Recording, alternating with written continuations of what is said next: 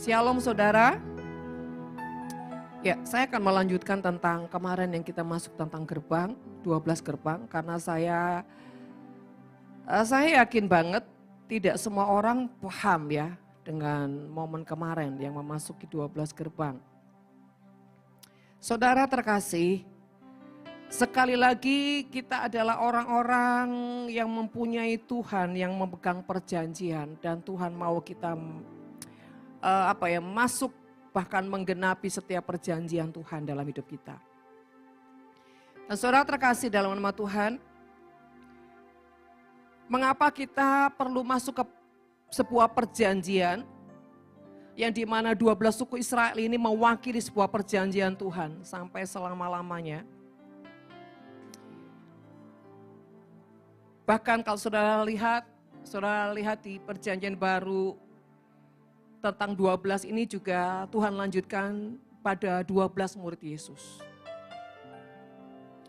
Saudara terkasih, tidak ada yang kebetulan dalam hidup ini. Dan saya percaya apapun yang Tuhan sudah rancangkan itu ada tujuan dan maksud-maksud yang mulia.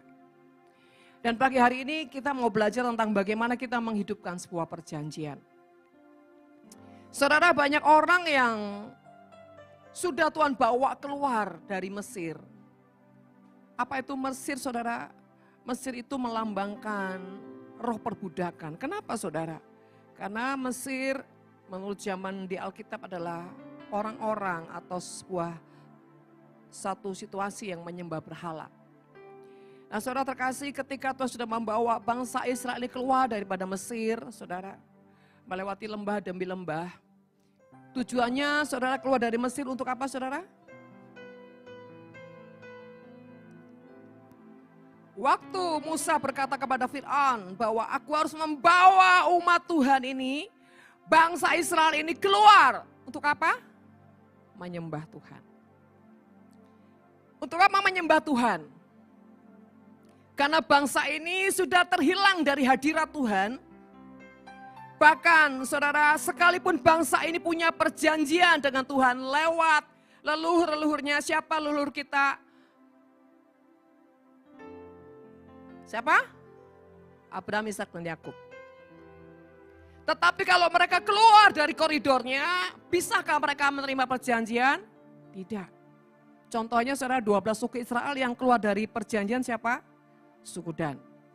Saudara, sehingga Tuhan dengan rekayasanya membawa umat ini kembali, membawa umat keluar, tujuan kembali kepada perjanjian. Saudara terkasih, dan itu rekayasa Tuhan. Ya, karena apa? Dia adalah Bapa yang tidak sanggup melihat anaknya dalam kondisi yang babak belur dan ujungnya hancur. Nah, saudara terkasih, seperti kenapa Tuhan selalu membuat momen-momen perjanjian. Tujuannya Tuhan adalah ketika kita ini jadi orang yang sudah oleng, meleset, bahkan sudah keluar, ditariknya kembali ke perjanjian. Dan Tuhan selalu bikin momen-momen yang baru, saudara. Untuk apa tujuannya? Memperbaharui perjanjian. Kedua, memperkaya perjanjian. Ketiga, mengokohkan perjanjian. Nah, saudara terkasih, ketika bangsa Israel ini keluar dari Mesir, saudara, tubuhnya sudah keluar dari Mesir. Tapi hati, mental, dan mindsetnya tidak keluar dari Mesir.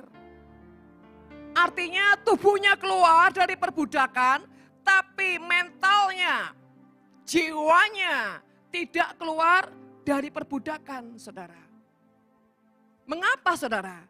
Karena cara berpikir yang tidak berubah. Saudara kemarin sudah masuk gerbang. Gerbang Isakar, gerbang Naftali atau gerbang Manasye, apapun saudara.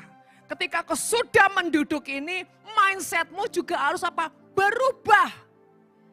Jangan lagi pola punya pikir yang seperti dulu. Bahwa ketika aku masuk gerbang ini adalah di mana kehidupanku yang lama sudah dikoyakkan dan aku pakai jubah dan kehidupan yang baru dan aku menduduki perjanjian. Dan percayalah perjanjian itu ya dan amin. Dan ketika kau keluar dari gerbang itu, hatimu sudah menjadi beda. Hati yang apa? Bergairah, bangkit, sukacita. Bahkan hati yang penuh apa saudara? Optimis. Kenapa? Aku tahu Tuhan sudah memperbaharui jubahku. Apa status kehidupanku sudah lebih dipulihkan oleh Tuhan. Dan pergerakan terjadi apa? Pergerakan menyongsong sebuah penggenapan demi penggenapan. Lewat apa? Yang saudara lakukan. Ingat, roti itu adalah bicara tentang hidup yang perlu makanan. Tubuh yang perlu makanan, saudara. Makanan bicara apa? Firman. Manusia hanya fokus dengan makanan jasmani, tapi mereka lupa. Ada makanan jiwa, ada makanan di roh. Dan manusia maksimal sebatas hanya memperhatikan makanan di jiwa. Kebutuhan apa? Untuk dikasih, disentuh, disayangi, dihormati, diterima. Tetapi mereka banyak sekali orang yang tidak sadar ada kebutuhan di roh. Apa kebutuhan di roh saudara? Yaitu kebutuhan untuk masuk dimensi ilahi. Karena ujungnya kita akan meninggalkan dunia, kembali ke surga. Saudara yang terkasih, dalam hidup ini bukan hanya ada tubuh, ada jiwa. Tapi ingat, ada roh. Dan di sisi manusia tidak menyadari kebutuhan di roh ini, saudara. Makanya terjadi sisi kegelapan manusia. Kenapa? Ketika manusia tidak membentuk atau membangun manusia rohnya, tidak hidup dalam firman Tuhan. Sedangkan firman Tuhan adalah pelita bagi kakiku, terang bagi jalan-jalanku. Ketika kau tidak mengkonsumsi firman dengan sangat cukup, minimal, cukup, maksimal, saudara, lebih. Supaya engkau bukan hanya punya pelita yang kecil, saudara, tapi pelitamu semakin terang, semakin terang. Saudara, apa pelita kecil, apa itu terang? Kalau hidupmu ya, cuma percaya saja, tapi kau tidak pernah mengisi kehidupanmu dengan firman, tidak bergaul dengan firman Tuhan, tidak merenungkan, tidak hidup di dalam firman, maka itu seperti cahaya yang sangat kecil, saudara. Dan ini bahayanya kalau kena tiupan angin masalah, badai. Kau akan goncang. Kena masalah sedikit, wah kepat. Kenapa? Karena pondasi minyakmu tidak kuat. Saudara, kita perlu hidup dalam firman, makan firman. Artinya makan firman itu jangan gini. Yes, oke, amin. Berhenti sampai di sini. Tidak masuk ke jiwa. Dan jiwa terus diproses harus menjadi kehidupan yang melakukan firman Tuhan. Sehingga ketika kau melakukan firman Tuhan, dagingmu 100% pasti terkoyak. Otomatis terkoyak karena daging ini enggak nyaman yang dengan apa? Roh kebenaran. Selama dagingmu nyaman-nyaman saja, itu tanda tanya besar. Apakah kau hidup dalam firman Tuhan? Karena firman Tuhan itu membuat dagingmu tidak nyaman. Gelisah. Tapi kalau kau hidup dalam firman Tuhan, jiwamu akan tenang, teduh. Saudara terkasih, hati-hati.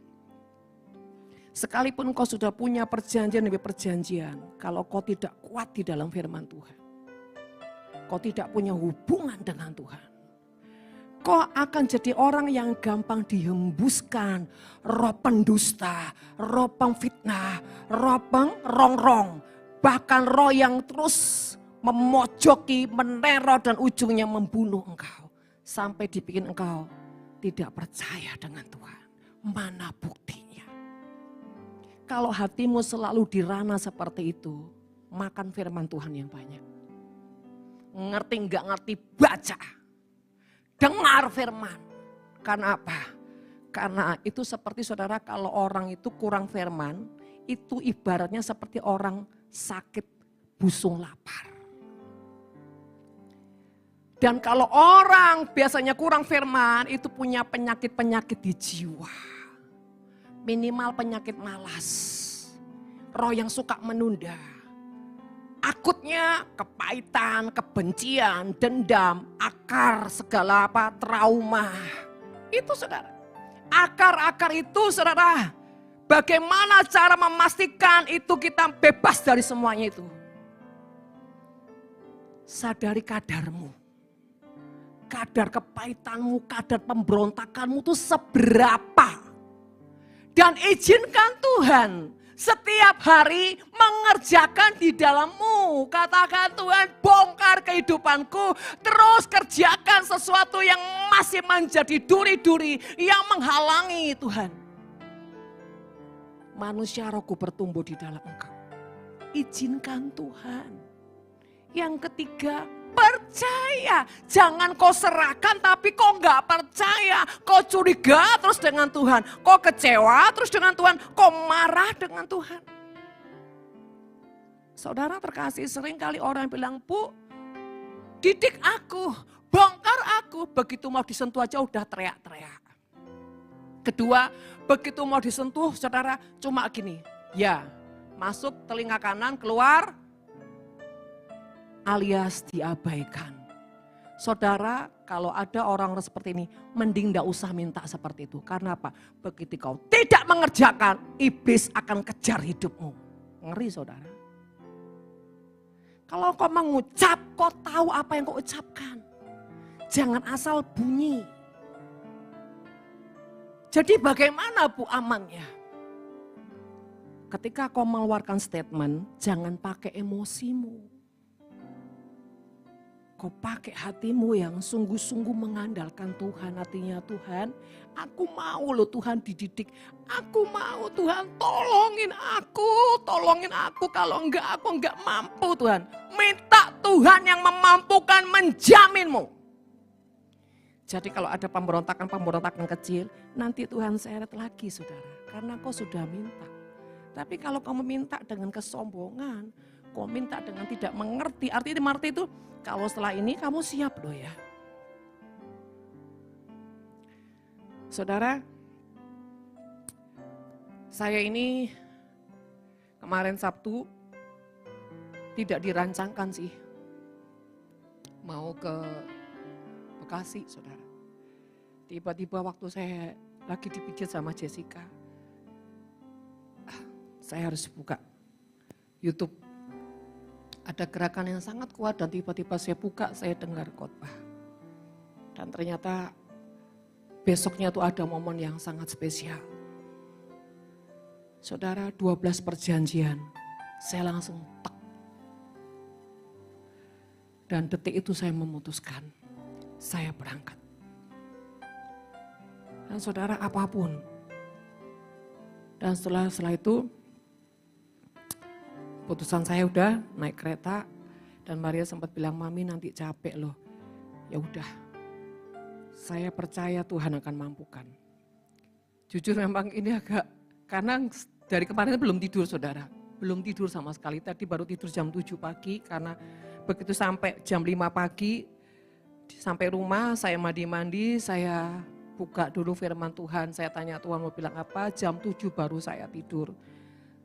Kira-kira 1 jam setengah ya, 1 jam lah, Ika masuk. Nah, saudara terkasih, satu hal yang saya ingin mau, bukan ngajarin ya, istilahnya mau berbagi buat saudara. Kalau kita ini punya pengejaran yang sungguh-sungguh dengan Tuhan, kita ini orang yang gak banyak pertimbangan saudara. Kita tuh gak usah mikir untung ruginya. Yang jelas kalau kita memburu Tuhan pasti untung lah, gak ada ruginya. Yang kedua, kau harus tahu memburu itu untuk apa. Saudara, karena ini seperti dalam tubuh itu jantungnya. Ini menentukan untuk tahun-tahun ke depan. Sehingga singkat cerita, saya berangkat, waktu di momen ibadah itu, saudara tahu ibadah mereka kan gak mungkin sebentar ya. Itu setengah kayak orang antara ngawang antara, jadi saya tuh menguat-kuatkan diri saudara. Saya bilang Tuhan tolongin saya tuh. Ketika perjanjian dan bla bla bla saudara. Dan di kereta itu saya juga nggak bisa tidur, udah berusaha tapi nggak bisa. Jadi saya akhirnya menenangkan diri untuk menunggu Tuhan. Dan Tuhan tidak bicara apa-apa. Berangkat Tuhan tidak bicara apa-apa, pulang Tuhan tidak bicara apa-apa. Kalau saudara jadi saya, bagaimana reaksimu? Kesel? Enggak. Tapi ketika kita punya sikap yang benar, sekali lagi Roh Kudus yang menjadi sahabat kita, yang selalu stay 24 jam seumur hidup kita, dia berbicara. Karena kau adalah orang yang dewasa. Enggak selalu dia bicara, enggak selalu dia harus muncul. Tapi kenali hatinya, kenali perasaannya.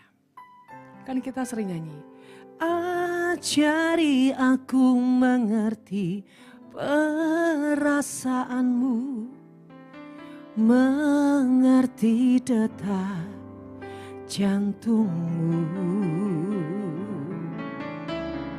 Biarkan aku punya keintiman hanya denganmu, sampai kau dapati hatiku seirama dengan hatimu.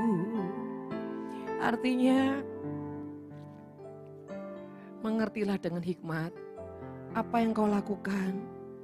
Dia sangat senang, dia sangat puas, dan dia dikenyangkan oleh perbuatanmu. Karena waktu kemarin, ya banyak hal yang saya lakukan di sana saudara. Saudara, mengertilah sebuah perjanjian itu ada harga yang harus dibayar. Bukan cuma tenaga kita, bukan cuma hati kita, tapi yang ada pada kita.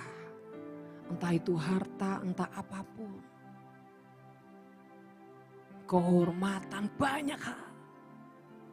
Yang ketika kita taruh totalitas di hadapan Tuhan lewat hamba-hambanya. Bahkan persembahan-persembahan yang tersembunyi.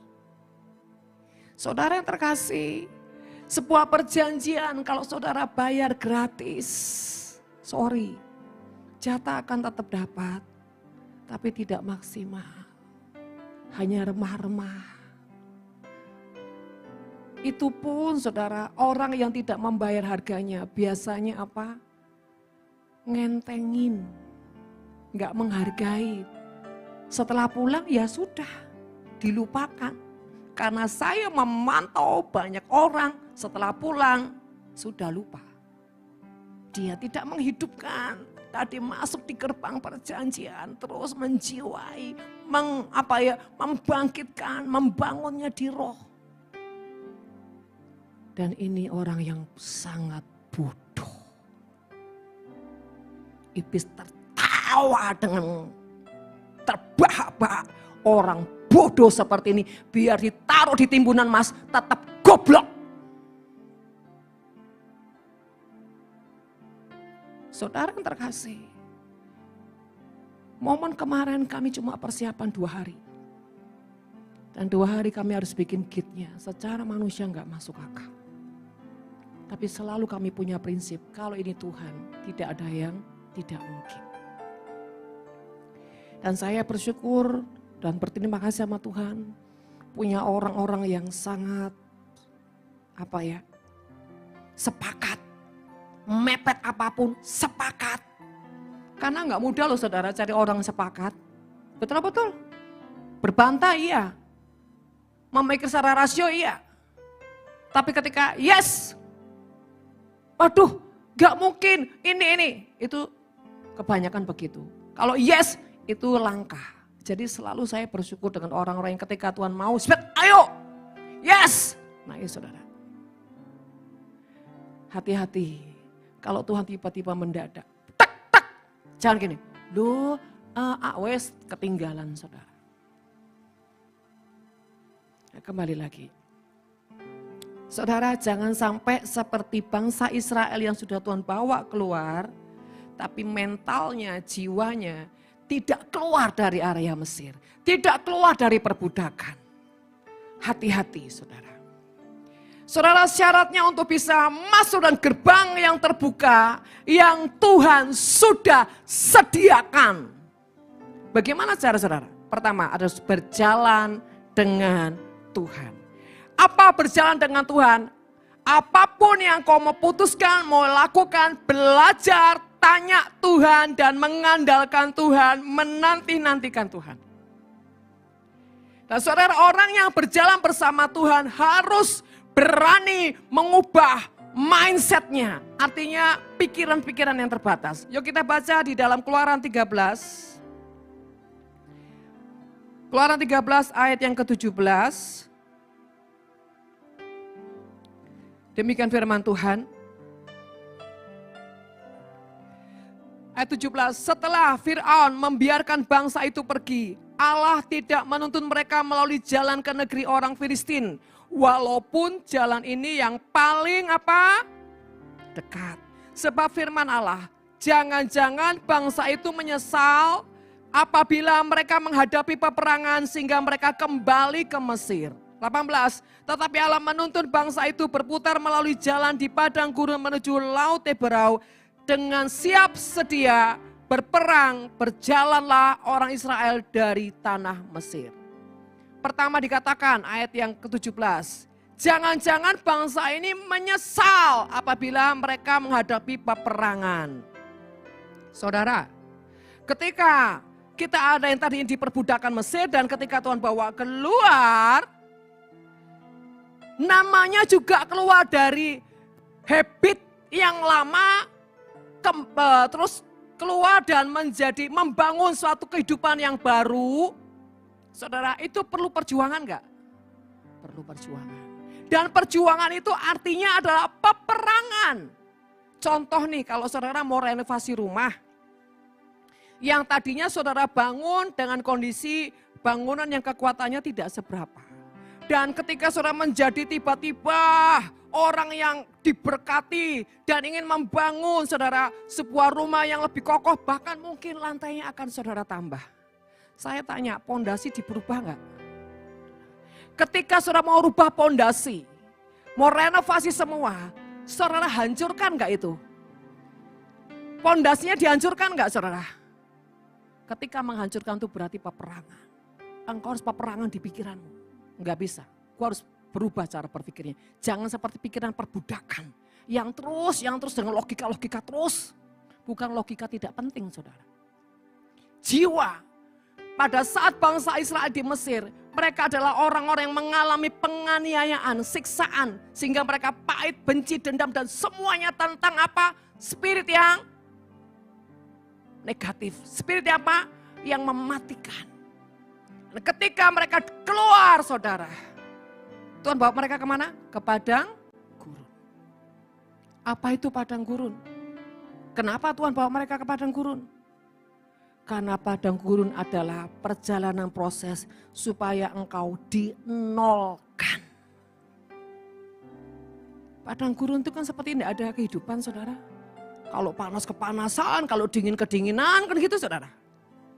Kenapa Tuhan tidak tiba-tiba masukin aja saudara ke tanah Kanaan yang sudah limpah semuanya? Tuhan bisa enggak? Bisa. Kalau tiba-tiba Tuhan bawamu masuk ke tanah Kanaan yang tidak perlu berjuang, sangat bisa. Tetapi mental perbudakanmu ketika tidak melewati padang gurun, ini tidak apa? Dikikis. Tidak dibantai, tidak diproses, tidak dihabiskan. Sehingga kau bawa semua atributmu, kehidupanmu yang lama bercampur dengan emas. Ini sangat mengganggu enggak? Sangat. Contoh, kalau orang dari notabene yang kepahitan, kebencian, bahkan ya maaf kata, saking melaratai saudara ya. Begitu diberkati, pualite. Kenapa? Aku enggak mau ya susah kayak dulu. Saudara, ketika orang itu dulunya kere, melarat, dan ketika diberkati, ada dua. Pertama, dia punya reaksi ini. Gak mau ya aku susah lagi. Dulu aku udah cukup susah menderita. Sekarang gak mau. Jadi apa? Pelit. Kenapa? Trauma. Kenapa? Dia membawa hidupnya, jiwa, roh yang lama. Dia kombinasi dengan yang baru. Ibarat kalau jubah saudara. Jubah yang lama gak dilepasin. Pakai jubah yang baru. Tetap aja di dalamnya bau. Kalau pakai jubah yang baru, jubah yang lama harus dilepasin. Bersihkan. Karena tidak mungkin langsung pakai jubah baru. Badan itu harus dibersihkan dulu, mandi dulu. Baru pakai jubah yang baru. Hidup ini diproses dulu saudara. Ya kalau saudara mandi kan harus pakai sabun, dibolotin. Kecuali mandimu 1 menit selesai. Biar pokoknya pakai wing seret langsung apa sabun lantai yang sabun cair seret bila selesai keluar 1 menit. Yang penting gak mandi ketek bu. Saudara terkasih, ketika kau di padang gurun, hidupmu sedang dibersihkan. Semua bolot-bolot kepahitanmu, semua rasa luka-lukamu. Saudara kalau luka itu diobati sakit enggak? Sakit. Tapi justru sakit itu akhirnya menyembuhkan. Nah saudara terkasih, pertama adalah orang yang punya trauma. Yang kedua adalah orang yang dulu aku pernah ngerasain susah sih. Jadi kalau aku lihat orang susah tuh enggak tahan. Udahlah aku berkatin aja. Misalkan kayak Tanti, kapan lagi Tanti dipuji kayak gini? Jarang-jarang loh ya, langkah. Biasanya sing elek-elek. Saya ingin buatan sing apik. Saudara, kenapa kamu? Bahkan nolongnya tuh sama nangis. Gak tahan aku. Aku dulu pernah ngerasain kayak gini nih. Suara hidupku. Ketika aku lagi ini, aku ingat masa laluku dulu aku gak mau. Kasihan. Ini ada orang tipikal seperti itu. Ya Pak ya? Kenapa kok berbeda saudara? Yang satu bawa lukanya berpuluhan tahun, tidak pernah sembuh. Bahkan ketika mau disembuhkan selalu apa? Marah, lari, berontak. Tidak pernah sembuh. Kenapa? Cukup, stop, jangan, aku memang begini, kenapa? Terima aku apa adanya. Waduh saudara. Yang kedua saudara, orang yang mau. Ya Tuhan. Dengan kesadaran yang sangat dewasa. Aku gak boleh bawa luka-lukaku yang lama. Saya tuh selalu ilustrasikan kalau orang-orang mau menikah saudara ya. Sebelum kau menikah pastikan dulu. Apa yang sudah pilihanmu ini mantap atau enggak? Iya apa enggak? Kedua bereskan semua di jiwamu, masa lalumu, bahkan atribut-atributmu yang lama yang membuat engkau mengalami hal-hal yang menyakitkan itu harus dibuang semua sampahnya. Jangan terus ada di gudang-gudang bawah alam sadarmu. Karena apa? Ketika kau masuk rumah tangga yang baru, ini akan menjadi kau punya masalah yang baru juga, betul kan saudara? Ini akan tambah numpuk kalau kamu tidak pernah membereskan ini. Nah, saudara terkasih, itulah yang kedua orang yang rela, sadar. Itu enggak benar ya Tuhan. Kalau aku diberkati aku enggak boleh seperti itu. Yang ketiga, karena memang hatinya tulus saudara. Orang kalau tulus tuh mau diapain, diinjek, nyet. Tulus ya tulus, enggak bisa dendam. Makanya orang yang tulus dan setia itu gampang sekali. Bahkan melekat dengan Tuhan. Bahkan orang yang berani babak belur karena apa? Hatinya setia dan tulus. Nah saudara terkasih. Tuhan sengaja bawa bangsa Israel ini berputar lebih jauh. Kenapa? Supaya ketika dalam proses perjalanan dia tidak kembali. Kalau terlalu dekat gampang kembali enggak saudara? Gampang kembali. Tapi kalau jauh mikir, waduh ulang lagi ongkosnya berapa? Waduh ya wes lah. Wes lah sudahlah nyemplung ya wes. Aduh Dek Pasda mau apa lagi? Ya wis lah katanya Tanti. Loh Mi tadi wis bagus loh Mi. Wis saiki Audrey aja wis. Karena Audrey gak pernah disebut. Ya apa Tuhan kado nyemplung Dek Pasda. Hidup dengan orang-orang yang sudah umur-umur ya gitulah. Aku gak bisa ketemu sama yang ganteng-ganteng, yang keren-keren. Pasda semua 50 tahun ke atas. Aduh. Engko impartasi tuwek aku iki. Kenafiri, lho ya iki padha ae. Tapi generasi malah di bawahku, aku enggak mungkin tuh kawin mbak adikku, kan gitu. Stres deh. Wis aku tak gereja yang keren Misalkan GMS, banyak cowok-cowok ganteng. Sugih-sugih, lumayan. Tapi Roh Kudus di dalam, Noni, jangan cari yang sugih. Cari yang takut akan Tuhan. Kamu harus datang di mana tempat aku taruh dirimu. Ya sudahlah Tuhan, takdir. Saudara terkasih, secara daging maunya kan yang pemandangan indah, cowok ganteng, bos-bos, bisa ting dapat relasi, kan gitu saudara. Gak ke nafiri padang gurun nih ceritanya. Pembantaian, pembakaran, opo, aku sampai mau muntahkan didikan.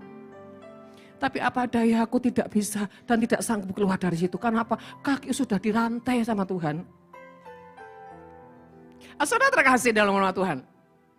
Jangan cuma berhenti penyiksaan divisi tanpa pengertian. Kau harus membuka pengertianmu. Bahwa semua yang Tuhan bawa dalam hidupmu itu tidak ada yang kebetulan.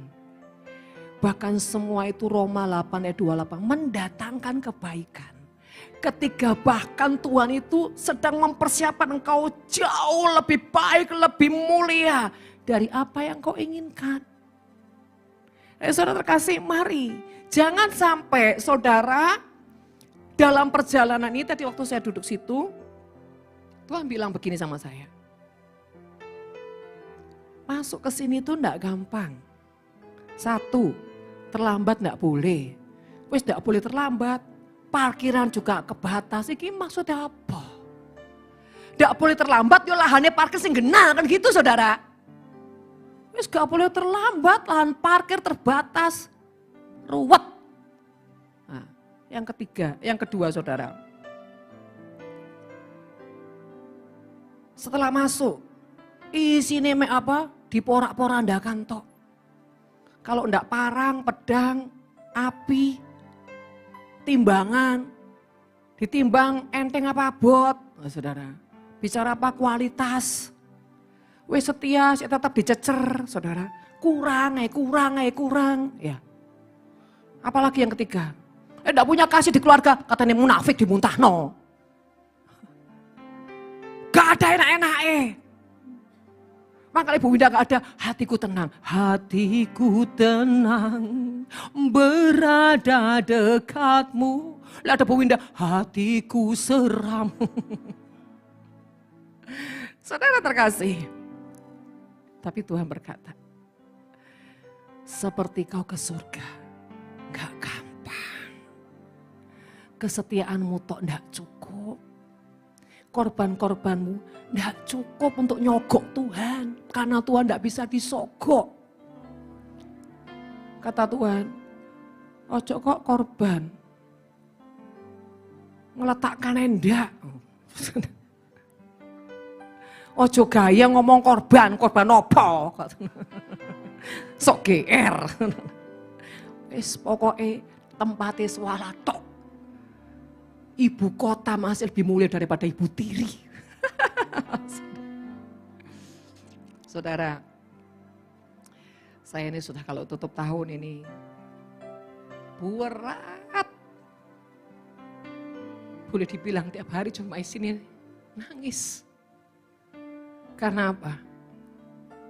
Menilai perjalanan dari Januari sampai Februari, November dan masuk di Desember. Ibaratnya kalau anak-anak sekolah, murid-murid ini apa ya? Kalau naik kelas apa enggak? Naik kelas nilai apa? Pas-pasan atau rapotnya ada merah atau ya apa? Deg-degan saudara.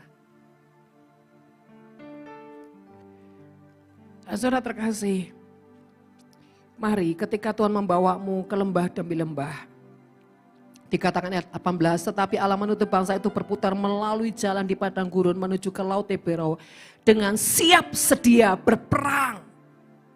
Berjalan orang Israel dari tanah Mesir. Siap sedia berperang itu artinya engkau menjadi orang yang siap meletakkan semua kehidupanmu yang lama, bahkan semua yang nyaman, bahkan meletakkan semua yang luka, yang trauma, apapun itu. Ibarat kau mandi, bersihkan, bukan cuma sabunan, bolotin. Organ tubuhmu yang itu daki-daki terselubung dibersihkan. Beliau apa? Digosok. Saudara terkasih, izinkan Tuhan membersihkanmu. Supaya semua hidup di perbudakan Mesir jangan kau bawa masuk ke pada musim di mana kau menerima semua tentang yang baik dari Tuhan. Jangan tercampur. Contoh orang yang tercampur saudara. Orang yang mulai diangkat Tuhan tapi tidak pernah membereskan hatinya. Kenapa? Saudara ada beberapa contoh ya. Petrus adalah orang yang notabene pemberontakan, pahit dan bla bla. Sombong juga. Tapi Petrus adalah orang yang terus apa? Di full up sama Tuhan. Ingat waktu Tuhan berkata, menurutmu siapakah aku ini? Engkau Mesias, anak Allah. Tapi begitu Yesus bilang, aku akan melewati cawan dan bilang. Petrus bilang apa? Tuhan, mau berbuat dosa, Tuhan sudah kasih warning, sudah kasih alarm. Akan ada orang yang menyerahkan aku, menjual aku. Seharusnya dia kan sadar. Itu niat yang sudah ada, terkandung di dalamku. Ketika itu ada warning, harusnya apa? Dia stop, kan gitu. Sudah ketahuan, harusnya reaksinya bertobat. Malah dia bilang, bukan aku, bukan aku. Tambah ketika Tuhan selesai berinteraksi, dia malah mempercepat niatnya. Saudara terkasih, masa kau diproses Tuhan, dibersihkan, dimurnikan. Ada orang yang sekedar jalan, ya wis jalan ya. Timbang aku digampar mami, timbang aku terus cerca mami, timbang aku nih jalan naik. Saudara terkasih, yang di dalam diberesin enggak? Nah, tapi pada masanya, Tuhan tetap angkat enggak? Angkat. Contohnya siapa? Yudas. Tahu dia akarnya mamon. Tapi tetap diangkat sebagai apa? Malah jadi bendahara. Loh Tuhan kepiye to? Wes apa namanya? Kelemahannya di uang malah dipercaya uang. Sebetulnya itu seperti virus ya yang dikasih antibiotik. Tujuannya apa? Supaya apa? Sembuh. Tapi justru tidak sembuh. Tambah ambil kesempatan dalam kesempitan. Saudara, ketika orang yang dalam proses cuma mau jalan, tapi tidak pernah membereskannya di dalam, tidak suka didikan, tidak suka diremukan, tidak suka dibongkar apapun, tetap jalan nih. Tapi jalan ambil ini, awas kan ya, awas kan ya, awas kan ya. Begitu datang musimnya ketika Tuhan bawa, ini semua yang di dalam yang sudah disimpan lama, sudah ditahan lama, keluar. Bah! Jadi orang yang otoriter, jadi orang yang suka pamer, sombong. Kenapa? Dulu aku direndahkan, sekarang orang-orang yang merendahkan aku. Sini, aku akan tarik dia, injek. Wes. Melampiaskan semua dendam-dendamnya. Kalau orang yang suka, ya saudara, dipermalukan. Wah mulai pamer. Aku sekarang punya BMW. Istanaku dulu gubuk ayam, sekarang istanaku punya apartemen, kan lumayan. Pamer se-Indonesia. Bahkan upload di Instagram. Memamerkan kepada dunia. Kalau engkau orang yang terus dihina-dihina, ketika kau diurapi, sekarang aku bisa membangkitkan kucing mati. Pamer saudara, upload di Instagram, kucing mati hidup kembali. Tapi kalau orang mati aku nggak tahu. Baru sedikit diangkat Tuhan, wow, mau viral. Kenapa? Ini pasti orang yang sakit dulu. Ini orang yang pasti dulunya tidak pernah membereskan. Begitu dipakai sedikit sudah, wah rasanya dunia harus tahu. Mau pamer, mau cari kehormatan, mau cari pujian. Semua aura-aura tentang Isabel. Bahkan saudara, dia sangat tersinggung kalau suaranya nggak didengar. Tidak bisa diterima, marah. Dan selalu punya kebenaran diri. Saudara, inilah orang yang proses perjalanan tidak membereskan sampai tuntas. Masih boroknya kuat. Ketika Tuhan angkat, ini masalah besar. Kenapa? Ketika kau jatuh, enggak akan bisa bangkit lagi. Percayalah, kecuali ada anugerah. Itu pun tidak bisa maksimal seperti dulu. Enggak bisa. Makanya jangan main-main dengan proses. Jangan minta digunting, dipotong saudara. Lewati semuanya yang benar. Ibarat sekolah jangan minta loncat-loncat. Kecuali sekolah apa? Sekuler saudara, kalau kau memang jenius boleh. Tapi kalau sekolah kehidupan enggak bisa. Saudara terkasih, sebentar lagi kita akan masuk Natal. Ayo kasih hadiah Tuhan yang terbaik. Dan bulan Januari kita akan masuk dalam momen yang sangat penting saudara. Persiapkan hatimu. Jangan kau pakai jubah yang lama. Dengan tidak ditanggalkan dan kau pakai jubah yang baru. Saudara, mari hari-hari ini. Kita harus menjadi orang yang mengerti hidup ini memang peperangan. Firman Tuhan berkata, berjaga-jagalah. Sebab musuhmu siapa saudara? Iblis itu seperti apa? Singa yang mengaum-ngaum. Mencari orang yang dapat apa? Ditelan. Dia itu 24 jam gak pernah berhenti. Menantikan jebakan-jebakan kapan kamu lemah, kapan kamu jatuh. Dan dia lahap. Bukan gini, bukan cuma nih. Dibuka mulutnya terus dikunyah. Enggak, dilap tuh dimplok saudara. Artinya kau enggak bisa keluar lagi. Jadi saudara kasih, percayalah didikan. Itu memurnikan hatimu. Itu baik. Karena engkau seperti dilahirkan. Kembali dengan semua yang ilahi. Jangan tidak menyukai didikan. Jangan menghindari, apalagi kau menghindari pemimpin, itu namanya bunuh diri. Saya tidak mengkultuskan, mengagungkan pemimpin. Termas saya, enggak.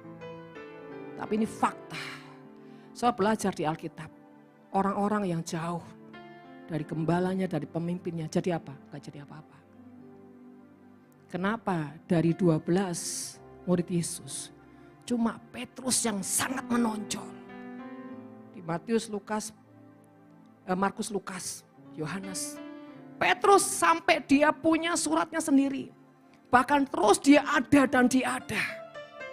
Karena cuma Petrus, orang yang berani meletakkan semuanya. Dan ketika saudara peristiwa berjalan di atas air, cuma Petrus yang berani berkata, Tuhan kalau itu engkau suruhlah aku berjalan. Artinya dia siap melewati sesuatu yang enggak mungkin menjadi mungkin. Kenapa? Dia percaya Tuhan. Hanya saja ketika mulai melangkah, Petrus mulai kompromi melihat situasi keadaan, jatuh. Enggak fokus. Ketika kau sudah punya keputusan, Tuhan kalau itu engkau, suruhlah aku berjalan di atas air. Jangan lihat yang lain, jangan lihat keadaan, jangan lihat kondisimu, jangan lihat sekelilingmu. Pandang Tuhan, apapun orang bilang, aku percaya Tuhan, aku percaya Tuhan. Orang berkata nanti akan terjadi COVID lebih parah lagi, aku tetap percaya Tuhan. Makanya jangan dengar berita-berita di sosial media yang terlalu banyak. Berita firman jauh lebih banyak. Supaya engkau tidak goncang. Bapak Ibu terkasih dalam nama Tuhan. Apa arti sebuah terobosan? Terobosan tuh gini, kita kan sering nih, masuki terobosan, masuki kemustahilan. Tapi ketika diperhadapkan sesuatu yang rasanya nggak enak, nggak mungkin, ngomel lah. Namanya juga terobosan, namanya kemenangan besar. Berarti yang namanya terobosan tuh jalan sesak, jalan gelap. Tetapi ada Tuhan. Jangan takut jalan gelap, jangan takut jalan sempit, bahkan jangan takut keadaan yang seperti nggak bisa lihat apa-apa. Yang penting ada Tuhan dan kau berjalan bersama Tuhan. Kemenangan besar artinya peperanganmu juga besar. Jangan kemenangan besar, kemenangan. Tapi maaf ya, muatele, tidur, ngebo. Muales betul. Kemenangan besar, emplon itu kalah. Namanya kemenangan besar tuh ya kerja keras. Kejar Tuhan, cari perkenanan. Apalagi Tuhan, apalagi Tuhan. Joab, Tuhan, ojo kok apalagi. Iso jalan gak membenggerutu ya Tuhan, udah mujizat kata Tuhan. Kalau ngomong apalagi itu langka nak. Padahal Tuhan tuh butuh gini, apalagi Tuhan, apalagi. Waduh Tuhan nek, ibarat Kristanti. Sam tuh udah bantuin ngepel apa. Mama, apalagi mah? Sudah nak, apalagi mah? Bersihin kamar mandi ya mah? Tak bersihin mah. Sudah selesai. Mama apalagi? Bantuin masak ya mah? Saya percaya Kristanti gak sanggup ngomong, malah nangis. Nak, aku lihat tahu kamu seperti ini tak lahirkan 10 nak. Bu, ya Nafir itu seperti itu. Bu, apalagi bu? Apalagi? Tak tunggu yang gitu. Ya kau no saudara. Belum dimpang, baru mak gini. Bu jangan gitu, bu jangan gitu, bu jangan gitu. Ya wes gak jadi. Saudara terkasih. Mari belajar percaya Tuhan. Belajar percaya Tuhan. Biar selesai. Nggak muter ay. Wes muter tok, diam di tempat, gendut saudara. Gendut mana yang kena? Saudara terkasih, tapi lain kalau Bu Christine, gendut asik. Ngelirik saudara. Ya apa lirik aneh bikin saya tidak jatuh cinta. Penuh makna. Saudara terkasih, kita baca dalam Bilangan 14 ayat 2. Saudara sadar ya kalau Tuhan itu mengulang kembali sesuatu yang perlu kita sadari untuk terus diperbaiki, dipersiapkan. Itu Tuhan tuh intinya. Aku mau memastikan anakku ini benar-benar masuk penggenapan gerbang yang sudah diduduki. Ya, jangan gak ngel loh saudara. Kok pulang apa? Gak ngerti ya, kayak gitu tuh pokoknya. Gitu kadang-kadang. Yuk saudara, Bilangan 14 ayat 2. Bersungut-sungutlah semua orang Israel kepada Musa dan Harun dan bersegenap umat itu berkata kepada mereka, sekiranya kami mati di tanah Mesir atau di padang gurun ini, mengapakah Tuhan membawa kami ke negeri ini supaya kami tewas oleh pedang dan istri serta anak-anak kami menjadi tawanan? Bukankah lebih baik kami pulang ke Mesir? Dan mereka berkata seorang kepada yang lain, baiklah kita mengangkat seorang pemimpin lalu pulang ke Mesir. Artinya gini, ketika Tuhan bawa kita ini melewati proses demi proses. Saudara, itu gini, Tuhan, nek ikut engkau ujungnya soro kayak gini Tuhan. Aduh Tuhan, duit 1.000 pun enggak punya, padahal duit dulu aduh kayak tak buang-buang Tuhan. Sekarang 10.000, 100.000, rasanya kok aduh ngenes. Kok kayak gini sih Tuhan, ikut Tuhan. Tuhan, kok niat berkati apa enggak sih Tuhan sakjane Tuhan. Wah mulai saudara, berkoar-koar. Katanya menabur diberkati, perpuluhan diberkati. Bukti di mana Tuhan? Pret kabeh Tuhan. Nah, saudara bukan malaikat yang bilang pret, kita yang bilang pret saudara. Buktinya apa Tuhan? Aku tetap kekurangan. Saudara terkasih, saya kasih tahu ya. Kalau saudara investasi tidak langsung cair, saya tanya itu investasi apa saudara? Tidak langsung cair, saya bilang enggak cair loh ya. Tidak langsung cair. Jangka panjang. Wah, sing bodong-bodong ke pengalaman, saudara. Saya bilang tadi bukan tidak keluar, tidak langsung cair. Berarti benih itu sedang membuat pondasi-pondasimu yang lama itu ditabur yang bagus. Artinya semua aset iblis yang dulu pernah ditanam sampai ke akarnya, dicabut, ditabur benih yang baru. Itu kekayaan harta terpendam lagi dikerjakan Tuhan, jadi bukannya tidak menuai. Kedua, engkau diuji seberapa engkau punya tekad menjadi orang yang menabur, punya kemurahan hati dan terus. Seperti Ishak menabur di mana-mana. Tapi di tempat yang Tuhan mau. Kalau di tempat yang Tuhan mau engkau tidak emosi, engkau tidak punya asumsi yang lain-lain. Selain karena taat mengasihi Tuhan. Dan ujungnya semuanya itu. Pada saat waktunya akan luar biasa. Saya dulu juga sama. Ketika anak saya masih kecil-kecil. Saudara, sampai mulai Maria SMA, sampai fakultas. Rasanya semua ditabur kok nggak ada tuayan. Sepatu jebol tetap aja sekolah pakai sepatu jebol. Kayak melarat banget gitu saudara. Kadang nggak bisa bayar SPP sampai 3 bulan, 6 bulan. Iki opo toh Tuhan di mana sampai saya masuk sidang, bukan sidang ilahi saudara. Sidang Pilatus. Tapi Tuhan izinkan itu. Saya katakan apa yang Mami lakukan kalian nggak mengerti sekarang. Saya tiba-tiba ingat Gereja Betani. Dulu Pak Alex juga gitu mamanya. Buka apotik. Sampai buarannya habis ludes. Duitnya enggak ada kabeh. Sampai anaknya marah-marah. Mama. Bukan bolo-bolo saudara. Semua Mami kasih hamba Tuhan. Sekarang ini loh enggak bisa pulang, enggak bisa apa. Duitnya kemana semua? Wah anak-anaknya semua marah. Mama cuma bilang apa yang Mama lakukan kamu enggak tahu semua. Tapi ujungnya satu kali Tuhan pakai Pak Alex. Sampai bisa berdirilah Betani, sampai nginden. Bahkan saudara, dulu banget saya dengar info, itu saudara, aset mereka, bahkan perpuluhan entah persembahan, itu dimakan 7 tahun tidak habis. Dari mana benihnya? Seorang ibu yang punya penaburan sejati. Saudara kasih kita nggak tahu, anak-anak kita nanti bagaimana. Makanya selama masih ada kesempatan sebagai orang tua, fokus sama Tuhan. Taburlah yang baik. Saya juga bilang sama anak saya, kalaupun Mami nggak lihat, tidak dikasih kesempatan lihat kemuliaan Tuhan digenapi dalam hidup kalian. Setidaknya Mami pulang menjadi pahlawan sejati.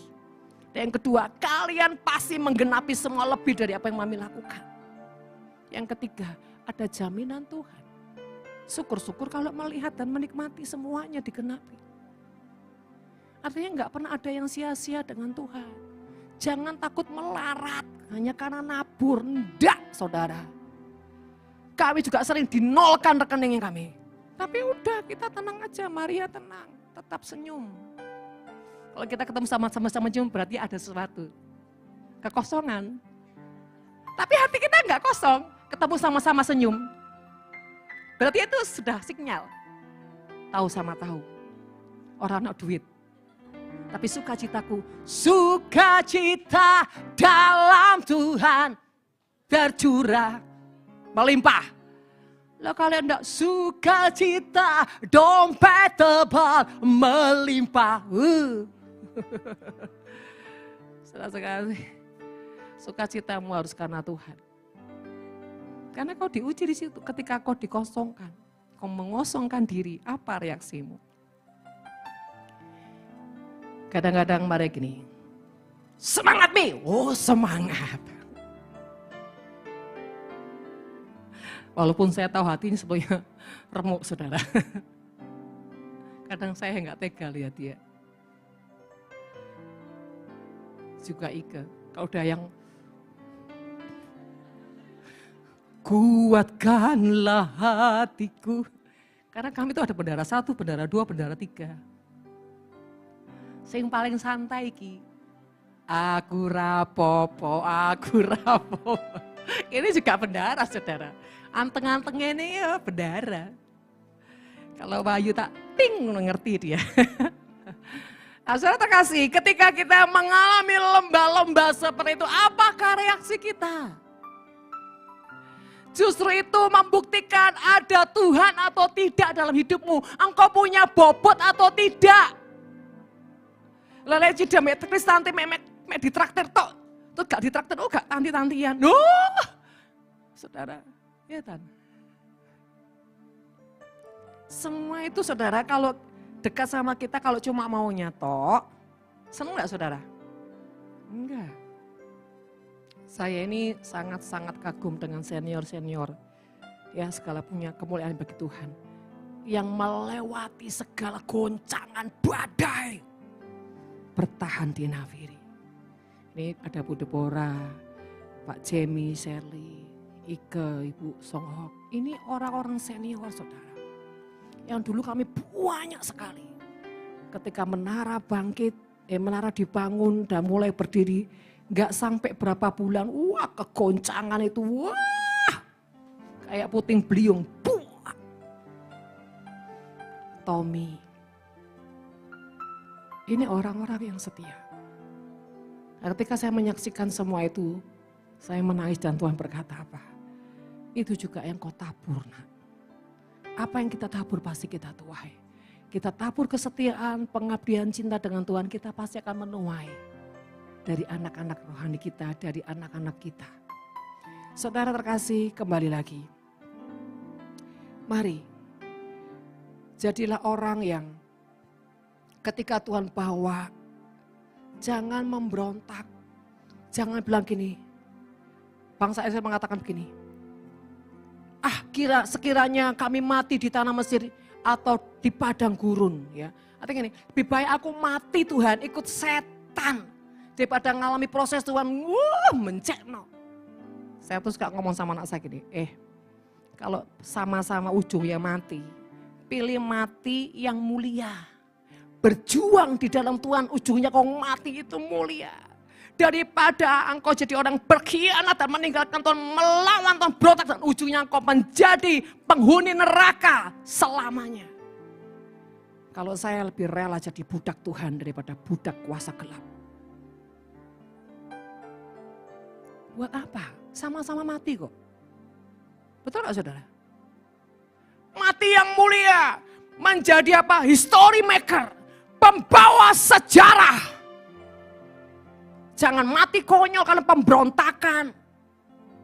Jangan mati konyol karena apa? Kedagingan. Dan jangan mati konyol karena apa? Melawan Tuhan.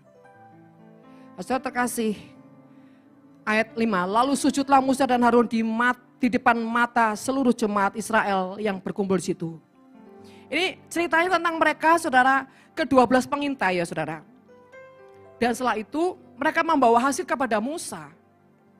Dan ujungnya Musa berkata, ayo kita masuki, kita duduki. Dan sebagian mereka 10 orang ini marah. Karena keadaannya itu mengerikan. Banyak apa? Orang-orang raksasa. Orang-orang mengerikan. Dan saudara terkasih, tapi hanya Yosua dan Kaleb. Nah ini contoh saudara, kita ini kalau mau melakukan apa-apa, mengharap semua orang mensupport kita itu enggak mungkin. Dalam hal tertentu loh saudara, dalam hal yang spesifik yang itu memutuskan sesuatu yang tidak mudah, jangan harap sebagian besar akan yes oke, itu enggak mungkin. Bayangin 12, ini 12 lagi kan akhirnya, 12 pengintai. Kalau tadi 12, suku Israel, sekarang 12 pengintai. 12 murid Yesus. Yesus selalu pakai 12. Artinya sudah bagian kecil aja itu pun susah untuk sepakat. Jadi nggak usah heran. Kok yang support nggak banyak ya. Terus betapa malang nasib. Jangan ada support aja saudara langsung apa? Meratap. Biasa aja kali. Yang paling oke pasti 1-2 orang, lebih 3 orang, jangan harap lebih dari itu saudara. Saudara terkasih, Tapi Yosua dan Kaleb berkata seperti ini saudara. Ayat 8. Ayat 7. Dan berkata kepada segenap umat Israel, negeri yang kami lalui untuk diintai itu adalah luar biasa baiknya.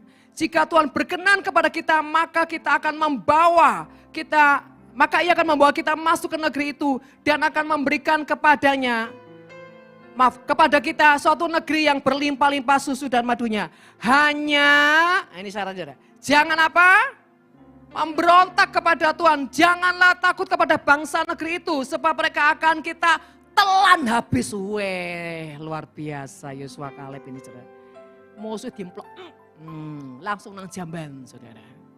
Tidak pakai dikunyah saudara. Artinya gini saudara, kalau kita taat sama Tuhan, jangan terlalu banyak pertimbangan. Nih contoh, ada orang hari-hari gini, Mbok kamu tuh yo bikin nasi bungkus sana lo bagi-bagi di jalan. Cari apa kayak orang-orang enggak punya. Tuhan, sisa saldoku ini enggak memungkinkan. Enggak memungkinkan, belum baju baru. Nanti kue-kue Natal Tuhan. Nanti ada persembahan lagi di gereja. Wih saudara simpuane metu kabeh. Tuhan bilang gini, tabunganmu yang tersembunyi Tuhan. Loh Tuhan itu tempat rahasiaku, jangan dijamah. Tuhan sampai tahu tempat-tempat rahasia saudara. Mengusik terus. Kadang-kadang Tuhan bilang gini, nah kau bikin apa di bulan Desember ini untuk ulang tahunku? Ya aku ketaatan setia ibadah Tuhan. Cukup nak, cukup. Ojo rakus Tuhan. Coba loh, Tuhan dirakus-rakus nih. Nggak usah memburu nafsu loh, Tuhan diburu memburu nafsu. Luar biasa orang kayak gini saudara ya. Ini beneran ada loh, beneran ada. Nggak pernah saya tunjuk-tunjuk ya usah saudara. Saudara terkasih, dikatakan asal jangan berontak. Jangan berontak atau gini, nggak usah. Hati ini gembrungsung be Tuhan. Bung. Nggak usah, tenang. Tenang. Saudara terkasih, ketika kau tenang Tuhan buka jalan. Yang kedua, jangan takut dengan apa yang kau hadapi. Itu singa ompong. Cuma mengong nggak gigit. Karena apa? Ada tudung Tuhan yang melingkupi engkau. Tapi kalau kita takut, nah makanya ke depan nanti kalau ada virus apapun. Satu hal, jangan ketakutan dulu. Jangan takut.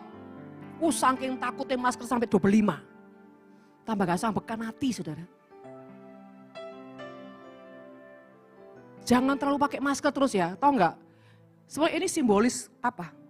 Iblis secara roh ya, menutup mulutmu supaya nggak punya kuasa.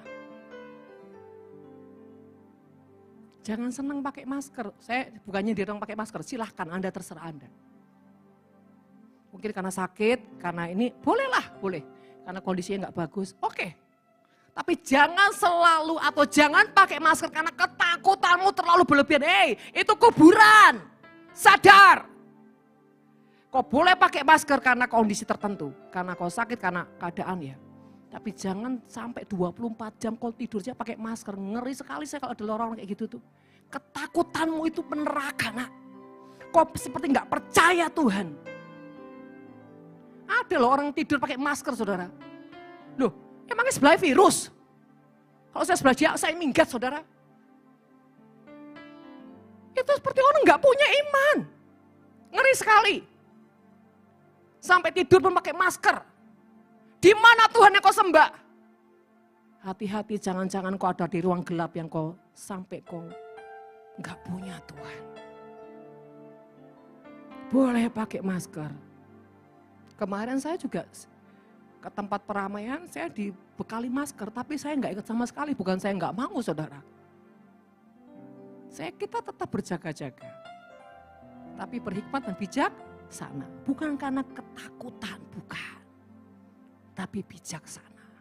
Supaya saudara tidak diperbudak roh ketakutan. Nanti nulari loh, nanti ketularan. Sekali lagi saya tidak bilang masker nggak perlu. Boleh, perlu kalau memang itu diperlukan. Situasi dan keadaan. Yang penting di dalammu bukan karena kau dikuasai roh ketakutan. Paham saudara? Paham. Jangan sampai roh ketakutan menguasaimu, apapun ibadah yang kau persembahkan kepada Tuhan, itu dilempar saudara. Kenapa? Percuma. Karena kau tidak percaya Tuhan. Itu menghina Tuhan. Jangan berlebihanlah saudara. Lebih baik berlebihan yang positif. Militan dengan Tuhan. Memburu Tuhan. Boleh. Tapi kalau ketakutanmu lebih daripada itu, wah ngeri. Dan itu menunjukkan siapa kamu sebetulnya. Hati-hati, jangan sampai identitasmu itu bisa dibaca sama setan. Hanya karena di dalammu yang tidak beres. Bukan kita mau iya oh saudara. Bukan kita mau sok-sok jago, enggak. Aturan pemerintah kita tetap ikuti. Yang penting di dalam bukan tendensi karena kita penuh dengan ketakutan. Kita ikuti aturan pemerintah. Harus. Kita tidak boleh melawan pemerintah. Yang penting di dalammu, karena kau taat, karena pemerintah juga wakil Tuhan. Tidak melawan pemerintah. Yang penting di dalam indikasimu, bukan karena kau ketakutan. Yang ketiga saudara, terakhir. Masuki perhentian Tuhan atau sabat. Imamat 26 ayat 2-4. Kamu harus memelihara hari sabatku dan menghormati tempat kudusku. Akulah Tuhan. Jikalau kamu hidup menurut ketetapanku dan tetap berpegang pada perintahku serta melakukannya, maka aku akan memberi kamu hujan pada masanya, sehingga tanah itu memberi hasilnya dan pohon-pohonnya di ladangmu akan memberi buahnya. Kamu harus memelihara hari-hari sabatku dan menghormati tempat kudusku. Artinya gini, memelihara hari sabat itu kalau sudah hari Minggu, hari jam doa, prioritaskan Tuhan, jangan yang lain kecuali urgent. Karena gini banyak udah yang Desember gini, wah waktunya ngelencer. Gereja ditutup. Atau enggak ibadah. Ibadah gampang. Jangan sekali-kali bilang ibadah gampang. Niat hatimu sampai kecium Tuhan itu fatal. Jangan suka gampang bilang ibadah itu gampang. Jangan meremehkan ibadah. Menghina Tuhan. Ya. Kecuali kau tidak ibadah karena kondisi keadaan. Tidak memungkinkan, tidak apa-apa. Tapi jangan punya mindset karena kau meremehkan ibadah. Prioritaskan Tuhan. Makanya kita liburnya apa? Hari Selasa.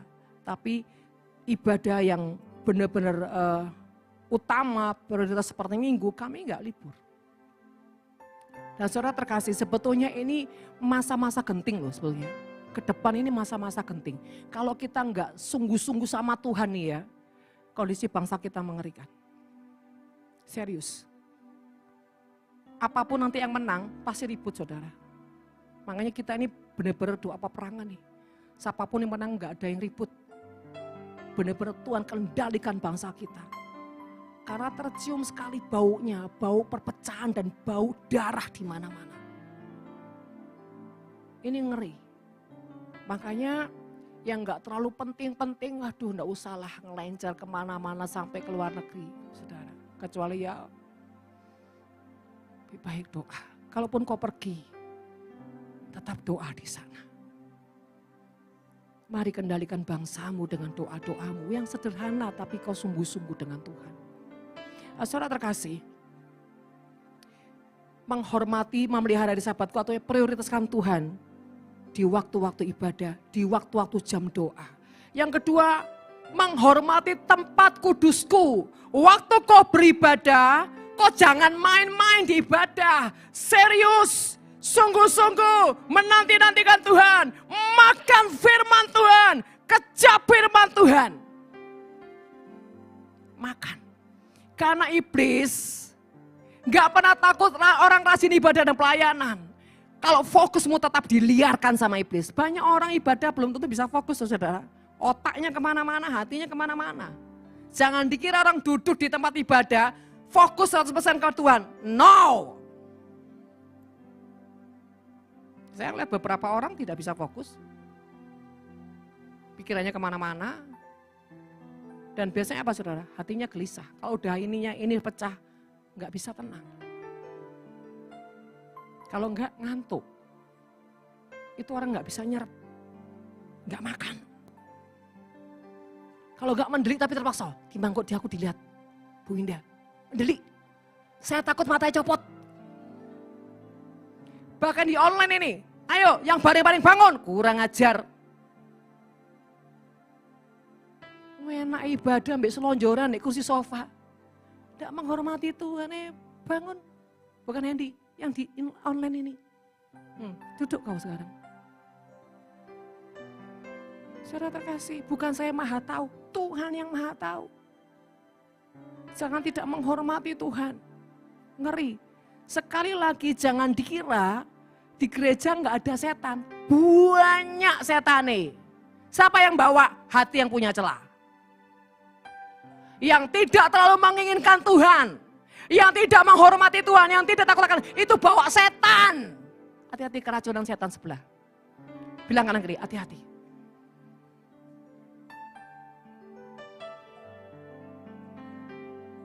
Saudara, itu peperangan enggak? Peperangan. Saudara, hidup ini penuh dengan peperangan. Bagaimana engkau tidak peperangan? Bagaimana engkau bisa santai? Gak bisa. Engkau duduk aja pantatmu panas kayak ada bara api gitu saudara. Tidak tenang. Itu apa? Peperangan. Ketika kau tidak bisa menikmati Tuhan, tidak bisa menikmati firman, kau tidak bisa menikmati hadiratnya, bahkan kau tidak bisa berfellowship secara pribadi dengan Tuhan, itu ada peperangan yang sedang apa? Bergulat di dalammu. Dan jangan engkau membiarkan peperangan itu saudara. Karena tujuan daripada setan apa? Jangan engkau sampai menerima benih-benih yang dari Tuhan. Benih-benih ilahi. Nah saudara terkasih dan mama Tuhan. Ketika kita menjadi orang yang menghormati, memprioritaskan Tuhan, maka dikatakan, maka aku akan memberi kamu hujan pada masanya. Sehingga tanah itu memberi hasilnya dan pohon-pohonan di ladangmu akan memberi buahnya. Artinya tidak ada kemandulan di dalam hidupmu. Apapun yang kau kerjakan Tuhan jadikan berhasil. Bahkan sedikit pun yang kau kerjakan Tuhan jadikan limpah. Kenapa? Hadiratnya ada bersamamu. Saudara yang terkasih dalam nama Tuhan, mari hari-hari ini terus hidupkan perjanjian di perjanjian. Kalau sudah punya perjanjian, Benyamin atau apapun, setiap hari gemakan itu. Gemakan sampai benar-benar saudara, di bawah alam sadarmu engkau termaterai. Ketika kau pulang, gemakan. Ketika kau doa, gemakan. Aku menduduki. Bahkan saudara jelajahi tentang tokoh itu. Patahkan semua yang negatifnya, ambil yang ilahi. Sampai itu menjadi daging. Amin saudara, ingat bahwa hidup kita hari-hari ini, iblis sedang mencuri semua yang ilahi.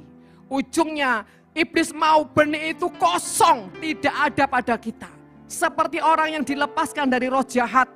Dan ketika didapati kosong kembali, iblis akan masuk jauh lebih parah dari sebelumnya. Jangan sampai bukan hanya engkau dikosongkan sama iblis, tapi iblis ambil semua perjanjian-perjanjian Tuhan atas hidupmu. Yang terakhir, kuasa dan pujian, penyembahan. Saudara di dalam kesesakan, dalam kondisi apapun, jangan ngomel, jangan menggerutu, tetapi belajar menjadi tenang, percaya, bersyukur. Yuk saya ajak semua setiap hari di rumah, terapi begini, 15 menit, tenang. Tunggu sampai Tuhan bicara. Latihan. Tidak usah ngomong apa-apa. Tenangkan hatimu, tenangkan pikiran, jiwamu semua tenang. Minta Roh Kudus yang kendalikan semua. Biar sampai kau dapat yang ilahi dari Tuhan. Itu perlu dilatih saudara. Mengosongkan diri. Nah, saudara yang terkasih. Belajar dalam tekanan apapun, mungkin kau tidak sanggup lagi mengeluarkan pujianmu lewat suaramu, lewat mulutmu. Tapi biarlah pujian itu ada gemahan di hati. Misalkan tentang Engkau Tuhan yang begitu sempurna di hati. Engkau Tuhan yang begitu setia. Sementara kau merenungkan, sampai tiba-tiba air matamu ini meleleh. Karena apa? Jiwamu sedang menyembah Tuhan. Jiwamu sedang bersyukur, jiwamu sedang bermazmur walaupun mulutmu terdiam. Dan itu terus dan terus sampai ada ledakan yang keluar dari mulutmu, keluar memuji. Engkau Tuhan yang begitu sempurna. Engkau Tuhan yang begitu setia. Engkau sediakan yang terbaik bagiku. Engkau Tuhan yang sangat mulia.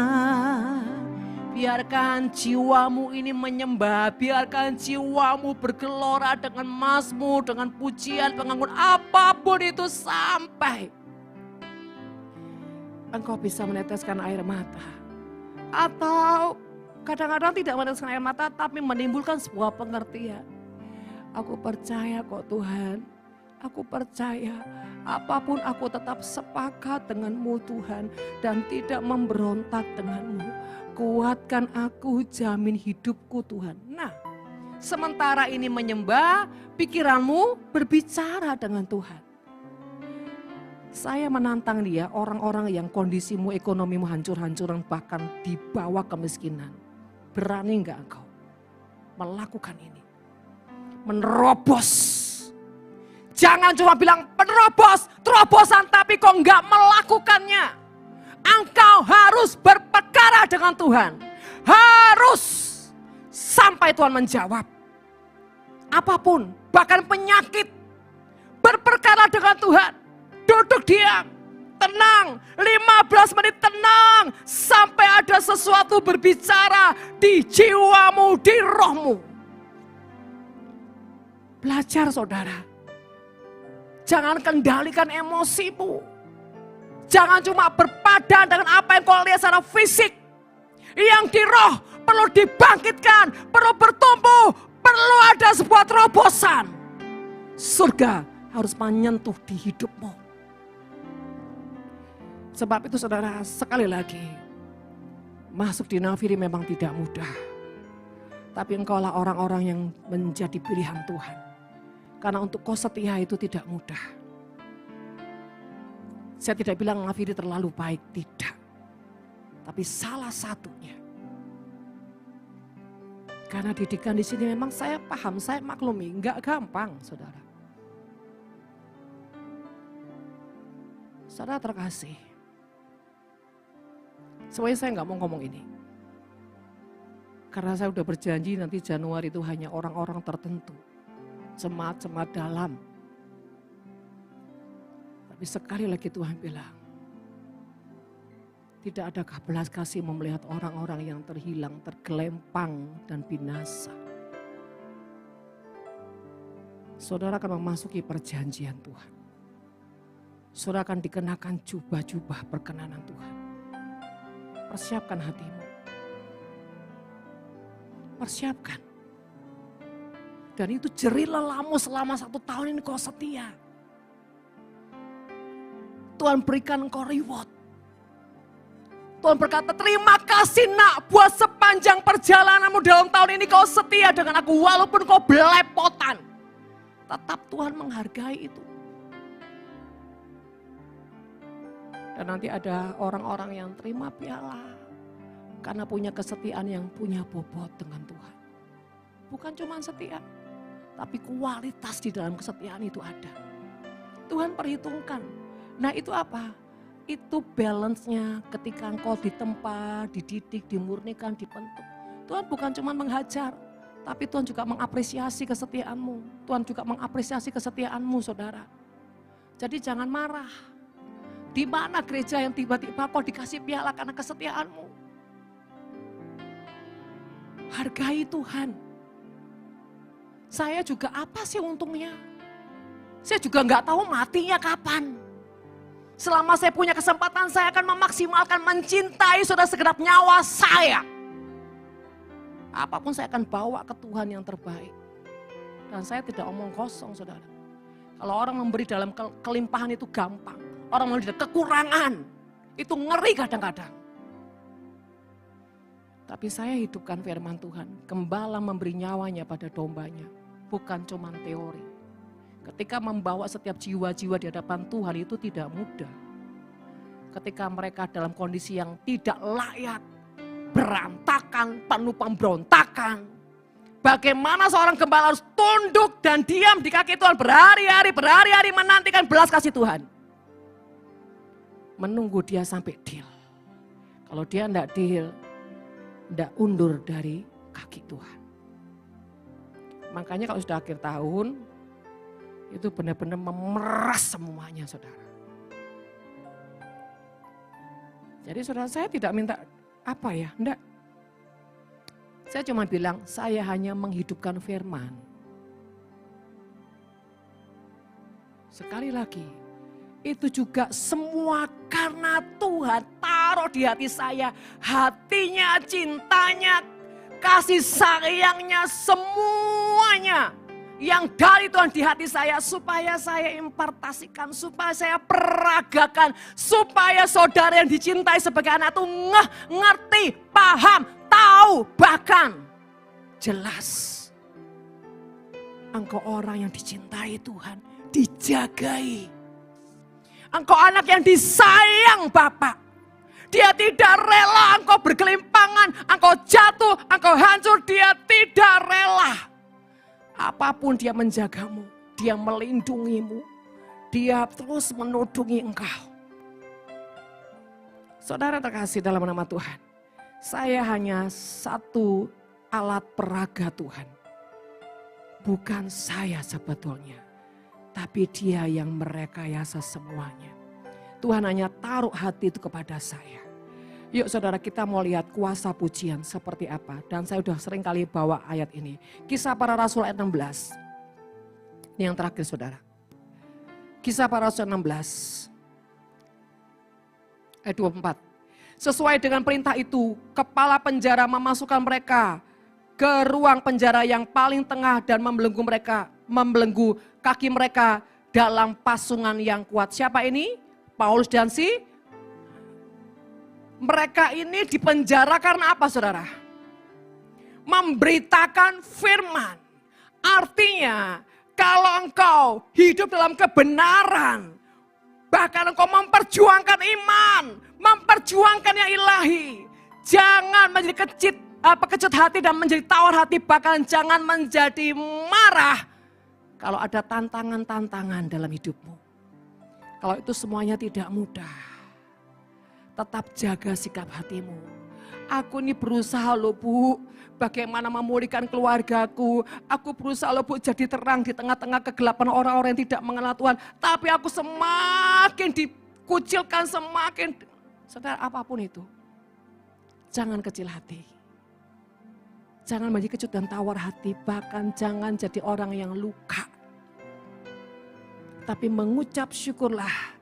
Engkau orang yang dipercaya Tuhan dan diberikan sebuah kehormatan untuk menyandang kebenaran dan nama Tuhan. Dan yang dilakukan Paulus apa? Mereka apa? Memuji Tuhan. Ayat 25. Tetapi kira-kira tengah malam Paulus dan Silas berdoa dan menyanyi puji-pujian kepada Allah.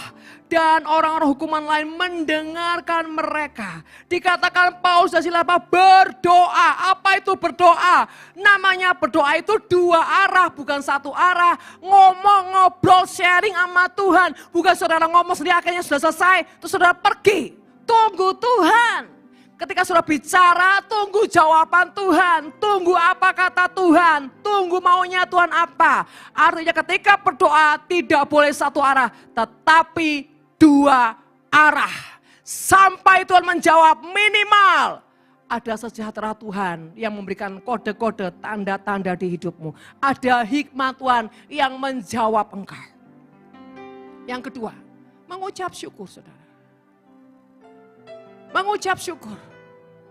Apapun itu mengucap syukur. Terima kasih Yesus.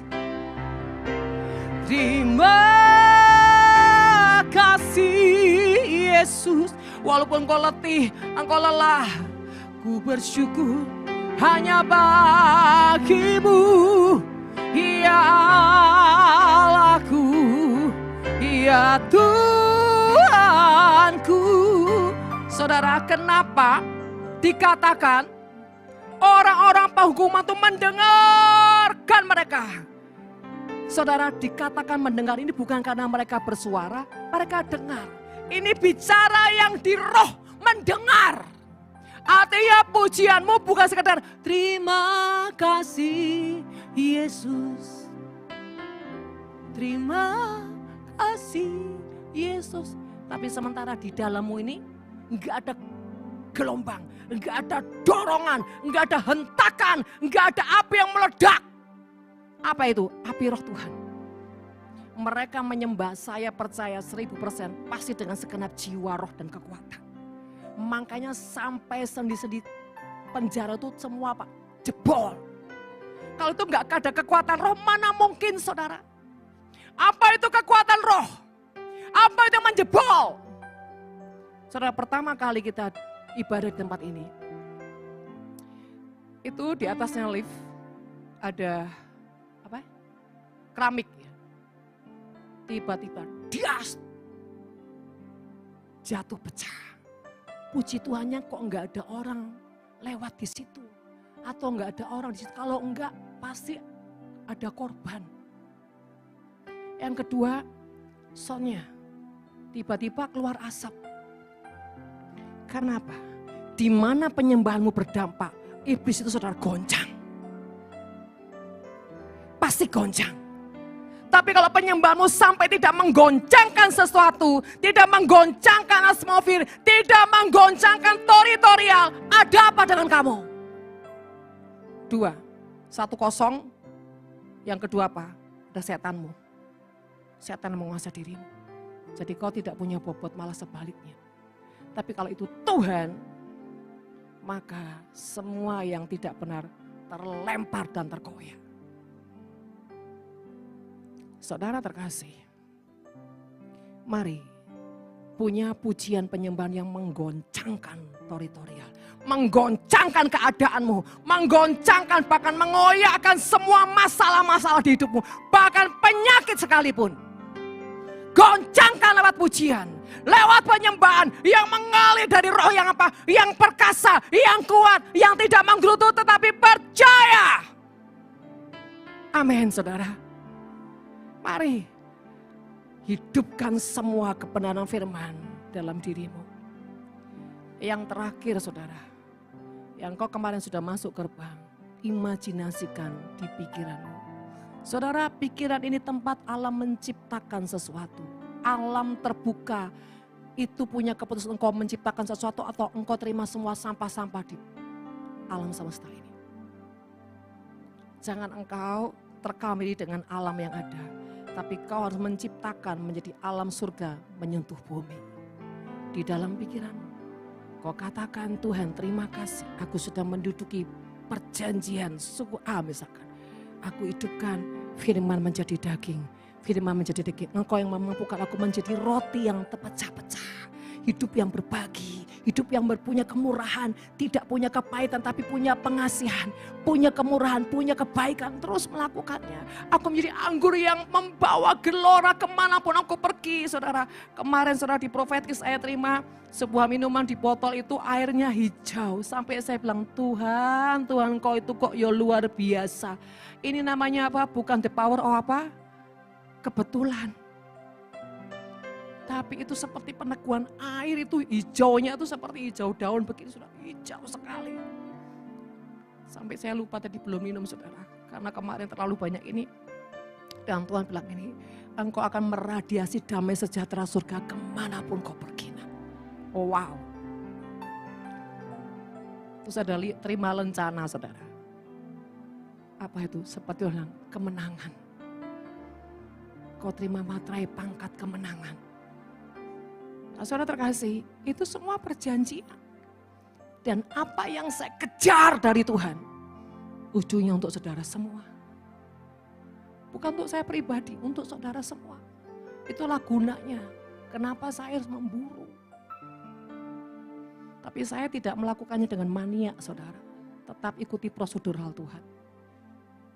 Dan saudara terkasih, mari hari-hari ini, satu kekuatan yang luar biasa, satu senjata yang ilahi, ketika engkau membangkitkan penyembahan dengan Tuhan. Ingat, penyembahan itu ibaratnya pintu belakang. Kalau kau nggak punya pintu depan, kelamaan buka pintu belakang. Lewat apa? Hatimu yang benar di hadapan Tuhan dan kau angkat pujian penyembahan. Maka jangankan pintu depan, pintu semua akan terbuka. Ketika kau bisa mengambil hati Tuhan lewat reaksi hatimu, apapun terjadi katakan Tuhan terima kasih. Aku percaya semua mendatangkan kebaikan. Apapun itu aku akan tetap bersyukur. Apapun itu aku tetap percaya Tuhan. Dan ketika kau naikkan pujian, itu akan membuka pintu-pintu keajaiban yang tidak pernah kau pikirkan. Amin saudara.